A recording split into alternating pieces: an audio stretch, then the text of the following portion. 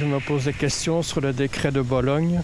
A priori, il s'agit d'une initiative très intéressante, mais je voudrais savoir s'il y a des études qui permettent d'en étudier le rapport qualité-prix. Je répondrai à Philippe que d'abord que le processus de Bologne a permis à des milliers d'étudiants de se déplacer pour des études à l'étranger et que cette possibilité-là n'était offerte auparavant qu'à quelques-uns. Et il y a aujourd'hui un formidable mouvement de jeunesse internationale qui part étudier à l'étranger. Puis la deuxième chose que je répondrai à Philippe, c'est une harmonisation progressive assez douce dans son processus des diplômes et qui permet cette mobilité professionnelle.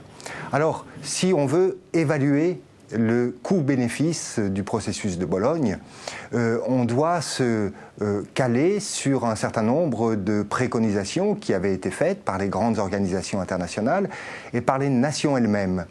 C'est-à-dire, est-ce que les universités peuvent favoriser la prospérité des États, le bien-être des populations, en augmentant la richesse des peuples? Eh bien, ça ne peut pas s'évaluer en 5 ans, en 10 ans, mais ça peut s'évaluer en 30 ans. Et les premières mesures, les premières indications qu'on peut observer dans ce domaine montrent que le marché européen, et ce qu'on a appelé dans le processus de Bologne le marché de la connaissance, l'Europe de la connaissance, est très favorable à l'innovation. Alors néanmoins, je crois qu'il faut entendre les critiques. Ces critiques disent quoi? Elles disent que peut-être que ce coût-bénéfice pour la prospérité économique ne va profiter qu'à quelques-uns. Et c'est vrai que cette question de la justice doit être posée de manière très nette et parfois un peu frontale.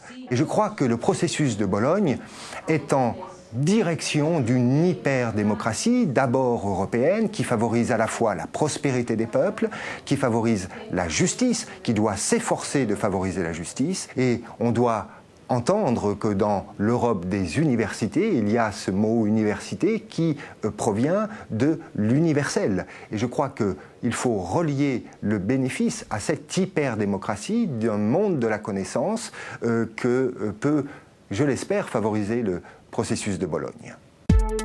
Si vous souhaitez vous aussi poser une question, rendez-vous sur notre site internet.